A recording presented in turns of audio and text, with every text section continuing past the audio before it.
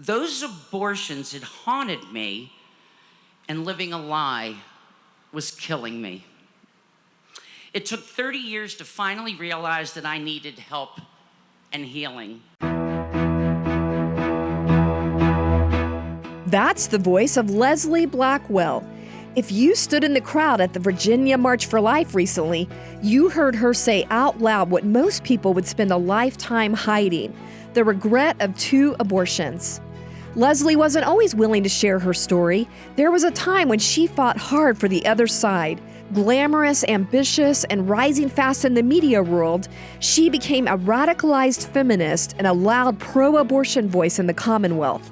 Today, Leslie tells us how she got there and what it cost her. It's a heartbreaking story, but this is only part 1. God did more. From the Family Foundation, I'm your host, Candi Cushman, with our special guest, Leslie Blackwell.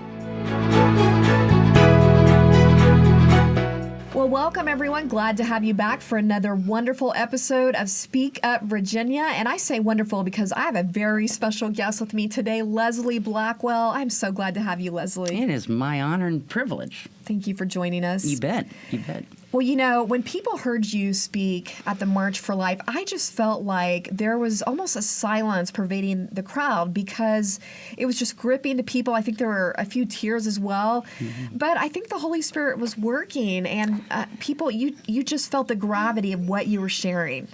It happens all the time, Candi. It's amazing when you give testimony, when you are courageous and bold enough to stand out there and say, hey, I regret my abortions. Yeah. It's not easy, and but I'm always amazed at how people react. You always get people afterwards, coming up and little hug. And up at the National March for Life, I did that for so many years, and it's amazing. We'd stand out with our signs, the I regret my abortion signs, right there in front of the Supreme Court, and the thousands upon thousands of people. You can't believe how many people would stop and give us roses, the tears coming out of their eyes, whispers in the ears, me too, it happened to me. And then we would get into conversations. I remember one man just looking with the tears coming out, I wanted that baby, I never had a chance. Just story after story after story. So testimony to me is so powerful. And at the March, you only had like 5 minutes. Oh, no, you gave me 3. You gave me 3 minutes. You only had 3 minutes. And today we're going to unpack this a little more. So thanks. But Leslie, I know you do this a lot, but there's got to be still some pain in it, reliving some of these moments. So what makes you decide to go public with this? And let's just start there and then get into your story. Why do you choose to share? Well, I can only say it's our Lord. I had a powerful conversion after living about 30 years with that post-abortive angst and all the problems that were associated with it. And so, I'm thinking I'm doing the right thing. After my abortions and my early TV career, you just think that it's your problem's resolved. Good. Got rid of that problem. I can get on with my TV career.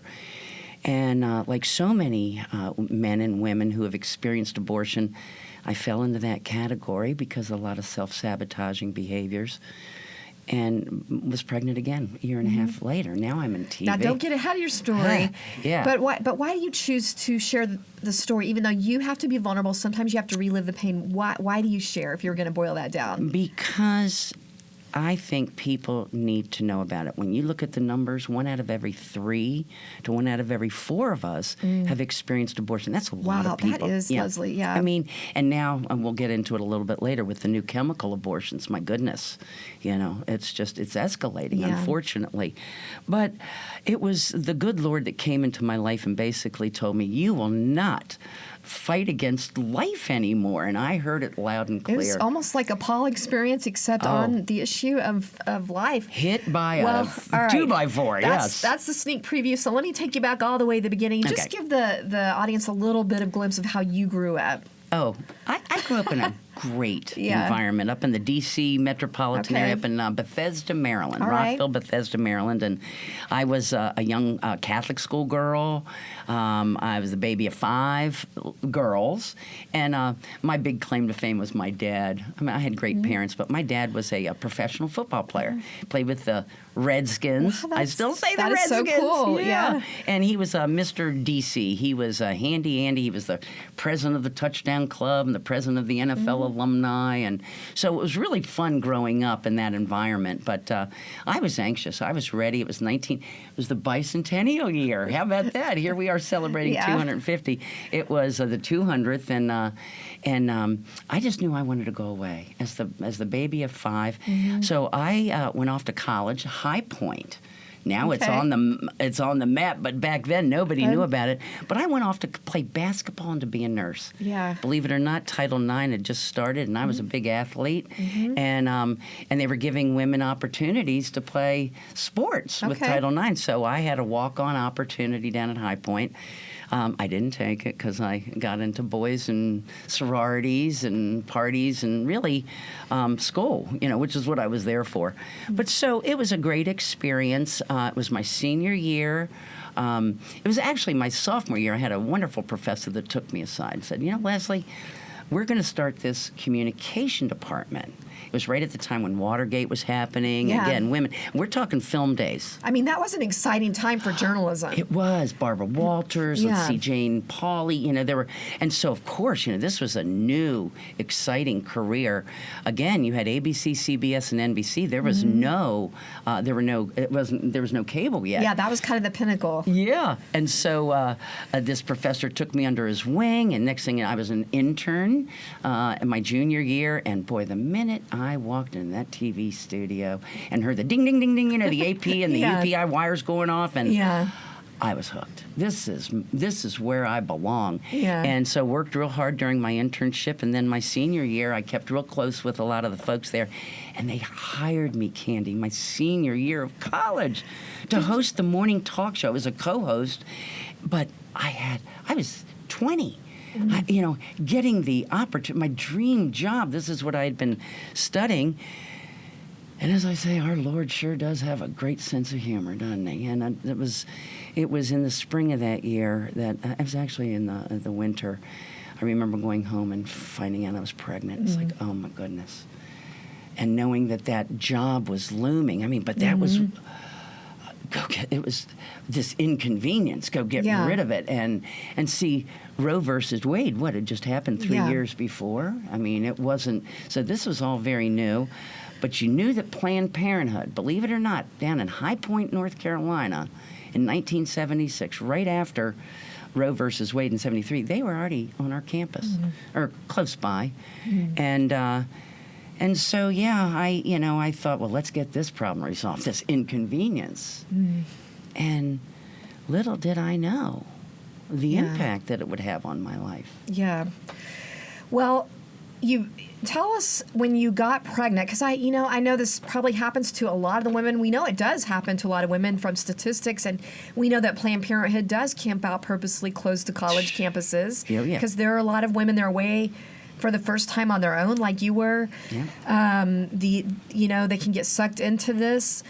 Leslie, what was going through your mind in that moment when you found out you were pregnant? Fear, panic, and that's where the secrets start building up, because it's like you don't want to tell everybody. I mean, especially back then, 50 years ago. My goodness, this is your deep dark secret. Nobody can find out about it. Told my roommate because she had had an abortion. And, remember, Candi, this was a time where the sex and drugs and rock and roll from the 60s and 70s was really pushing hard on our culture. And that was the big issue with me. Here I was, this nice little Catholic school girl going off to college, and I went out in that world, and it ate me up. Yeah. I didn't remember a lot of my foundational principles. You know, at the time, you thought, well, problem taken care of, and then did you go and do that job, the television host? Oh, yes, so absolutely. So then what happened with your career at that point? Well, it's interesting. So, you move forward, and I was so excited about this new career. I was so enveloped in it. But it started, I always go to those self-sabotaging behaviors. Mm-hmm. Why was I smoking pot? Why was I drinking too heavily? Why was I doing things? The eating disorders started. I had to be very thin, which I'm not. I'm a big girl. So, I'd starve myself. I'd do all these things, and then I'd gain weight. It was all of these, and maybe we can go through some of these self-sabotaging behaviors. But I kept doing that. Another one is promiscuity. And so I started, I had this little power trip going on. I'm the local talk show host, and, all of a sudden the men are coming around, and before you knew it, a year and a half later, I was pregnant again. And it was very different this time because now I'm a little bit known in the community. Yeah. I'm that morning talk show host. So I had a producer that took me to a doctor, and I had the second abortion in his office, and that was... After that, Candi, tell me I real went quick, blank. Tell me about the first abortion. What is it like for women walking in an abortion clinic? Gray. It was a cinder block building. I remember it was a Planned Parenthood in Greensboro, North Carolina. My roommate took me there. You're panicked. Everybody walks in with their heads down. You go into this little, little room, and everyone's heads down. No one's, it's not like, hi. Yeah. You're just, what you're there for. And before I knew it, I was whisked away into some sort of a tabletop. I guess almost a gurney-looking kind of thing. And all you can hear is the vacutainer. And you just, and they don't tell you what's going to happen. They don't tell you anything. This is just an inconvenient clump of cells, problem resolved. And that's what you think. But boy, after that experience, I was hollowed out. I remember going into the little room, and all the women that had just had the procedure, you're just sitting there. They give you like a little thing of orange juice and a cookie. I've had this discussion with a lot of women on the aftercare, what they do. But basically, here, good luck to you, but don't come back. And if you have any problems, don't call us. And it's just one of those experiences. Never remember seeing a doctor's face or a nurse's face. And I always say, if something happened to me, who was I going to tell? Yeah. This was my big secret. No one could know about it. So that doctor could have really harmed me, and I wouldn't have, and I couldn't tell anybody. Now, a lot of people might hear this, the angst with it, the hollowed out experience, and assume that you would be in a mindset of, I'm never doing this again. Yes. But yet, you have a second abortion. Help us understand how that first one actually opens the door for women. That's not unusual for women to do serial abortions now. Absolutely. I talked with someone yesterday that was telling me about someone who had just had 7. So how is it that it opens the door up to it's that more? Self-sabotaging behavior, as I said. Okay. You become promiscuous. So you're drinking, you're smoking, you're doing things to sabotage your body. Because, Candi, in God's world, we know He creates us women and men for certain purposes, and I think that women are pretty special. We've got a womb that's sacred, and I think it's a woman who takes the life of her own child, you can have problems. It's unnatural. And then you hide it. You think women know this, even though they hear the opposite, the lies, it's a clump of cells. Do you feel that every woman knows this deep inside, or do you feel like we've actually gotten to a place where consciences are so seared, some women actually do not know this? I think that God wires us. And I always say that men, too, because men are created to provide and to protect. And even if they're involved in that, abortion, they're going to suffer the consequences as well because they didn't protect and provide for that child, even though it wasn't, maybe it was inconvenient, it was a one-night stand, whatever. But they're going to suffer, too, because they didn't do what God really had created them to do. So women, to me, we are mothers. We have special our bodies are sacred and special, and I think, and especially those wombs, when you remove your child, when you abort your child, when you kill your child, that's what crushes you. And so down deep, you're like, oh, nobody could know about this. And especially your faith. I had that seed of faith. I loved God.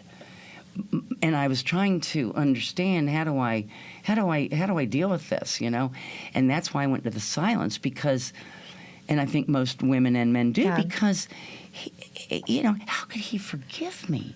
I just did the most unforgivable sin. And it's one of the big 10 commandments, thou shalt not kill. So all that's weighing heavily, and you're stuffing it down deep in your soul. Okay. And you shared this pamphlet with me that tells women they're not alone, and it lists some of the things that they may be experiencing: intense grief and sadness, bouts of crying, depression, isolation, and it goes on to some of the self-destructive behaviors. Help me understand more. Help our audience understand more why these self-destructive behaviors are connected with this. I don't know that it's just self-evident to everyone, because nowadays we hear about celebrate your abortion, shout your abortion. Oh.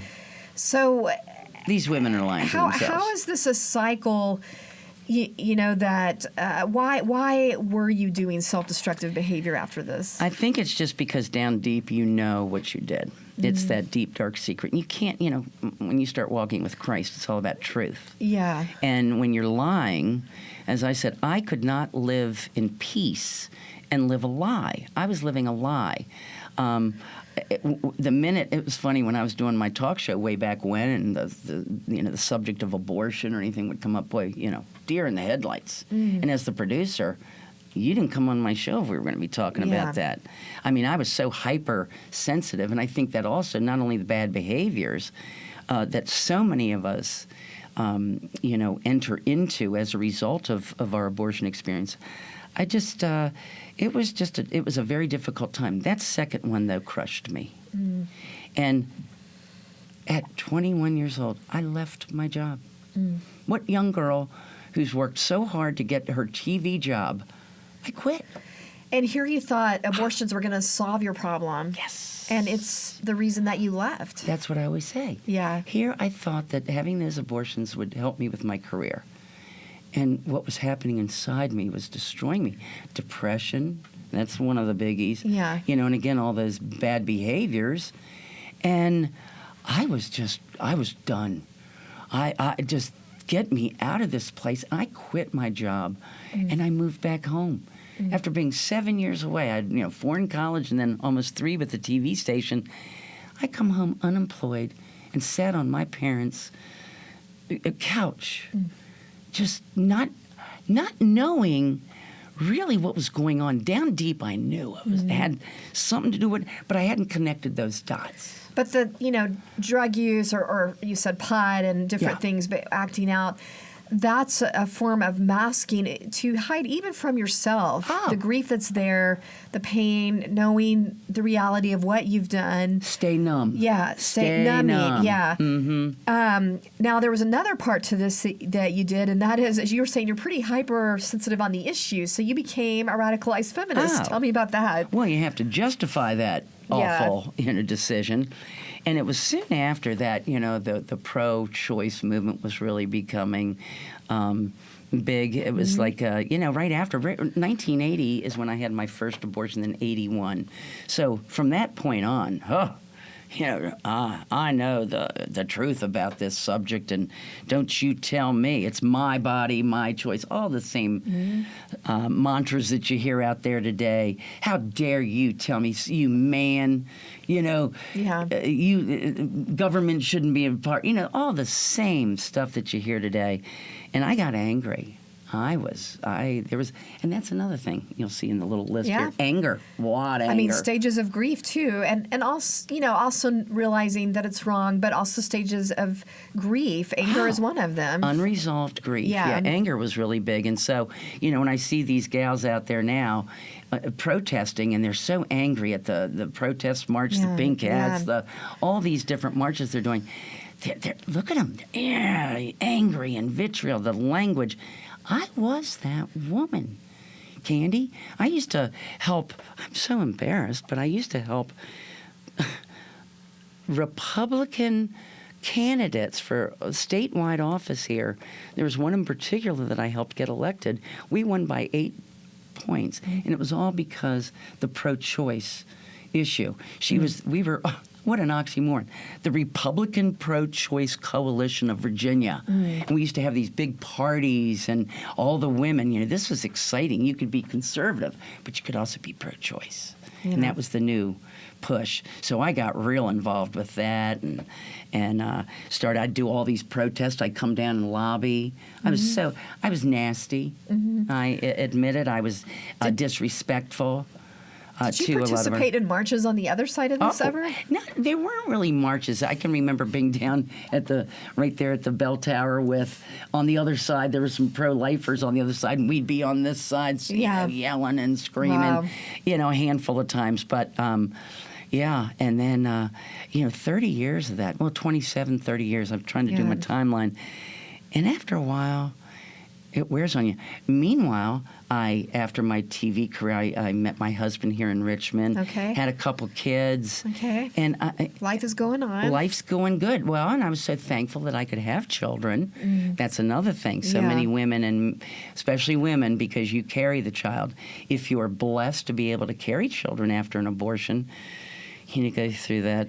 He's going to get back at me. Yeah. My child's going to have 17 eyeballs and 4 arms. And pregnancy's not easy for post-abortive women because you're playing a lot on, just a natural consequence of what has happened when you're not able to. But, you hear the guilt and shame that the enemy wants to bring, but Jesus is holding out his arms. I have love and forgiveness I am offering you. Yeah, but I didn't hear that for so long. But that's the lie. The enemy wants to keep us trapped in that guilt and shame. Right. But I'm getting ahead of myself. I want to bring you to the point in your story when you have all these so-called pro-choice people over at a party socializing at your house. Oh, I had a party for Tim Kaine. Okay. When he was running for governor, I had a big coffee at my house, and I can remember introducing him saying, I wasn't a Democrat. I thought I was a Republican because I'm fiscally responsible. I didn't really understand politics at that point, but I thought he was so cool because he was going to be a governor and he was going to be on that pro-choice. That was my whole thing, and I can remember introducing him to all my girlfriends there and saying, he's going to be our next governor, and he's a pro-choice Catholic at that. People kind of look to you to introduce them to people. You were in the in crowd with this, and then one day, at one of these parties or social events, someone leaned into you and said, so funny. You have an evil neighbor. Tell us about that. Well, it was when I was working for that candidate, and her name shall remain anonymous. But at any rate, she looked at me, and during that time when we were having all these parties for the Republican Pro-Choice Coalition and all these things, you know who's in your neighborhood, Leslie? That Victoria Cobb girl with the Family Foundation of Virginia. And this is a long time ago, at least 20-something years ago, and it's like, oh no, her? She taught me that she was evil. This woman's trying to take away our rights. And so little did I know, someone else tells me, Leslie, she lives right there, catty corner from me. Catty corner. So here I am down there pumping out press releases on pro-choice and candidates, vote this way. And here catty corner is Victoria Cobb. Really, she was in the beginning stages of the Family Foundation. Yeah. And it was just so funny that God, what a great sense of humor, would put us in such close proximity, I love that part of your story. We're just going to put a pin in that there. We're going to that's going to be our cliffhanger for next week. Okay. So as we wrap up today, Leslie, what would you want to say to people that either have gone through an abortion or there's someone they love in their life that is carrying this weight? What is the most important thing you would say to them right now? Get healing. I didn't even know that it existed, and I think I tried to emphasize that when I spoke at the march here. Yeah. I'm absolutely convinced now, doing this work for about 15 years, that healing, our divine physician, he's there. But again, we don't go there because we think that we have committed the unforgivable sin. And there he is with his love, his forgiveness, and healing. Look at look, he's always healing people. And so go to healing, and we can maybe talk about, there's some great programs out there. I'd love for you to share that next time. Certainly. Yeah. Well, next week is going to be wonderful, so I really encourage all of you to tune in for the rest of the story. We're going to talk about not only what happened with Victoria Cobb, the neighbor, but the healing and redemption part of Leslie's story. And we're also going to have you share, Leslie, the top 3 lies that you feel like women are hearing today on abortion, and I am really interested to cover that ground with you next week. So don't miss it. If you want to leave in the comments, go to our YouTube version. I know some of y'all are listening on Spotify and Apple, but head over to our YouTube channel, check out that area, and leave a comment or a question. We'll check that. If you have a question for Leslie, we could address it. And, another time. So make sure you do that. Is there another way they could reach out to you, maybe, if they... Absolutely. You can go through... I'm still a member of Silent No More. It's the Silent No More awareness campaign. You can... And actually just put my name in.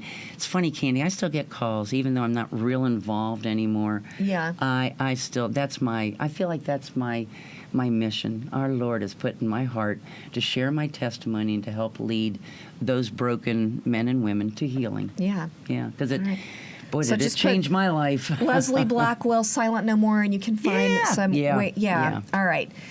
And then remember that we also are fighting this issue at the ballot box. We have that very extreme unlimited abortion amendment coming up in November. So head over to familyfoundation.org. That's familyfoundation.org, and learn how you can join the movement to help stop that.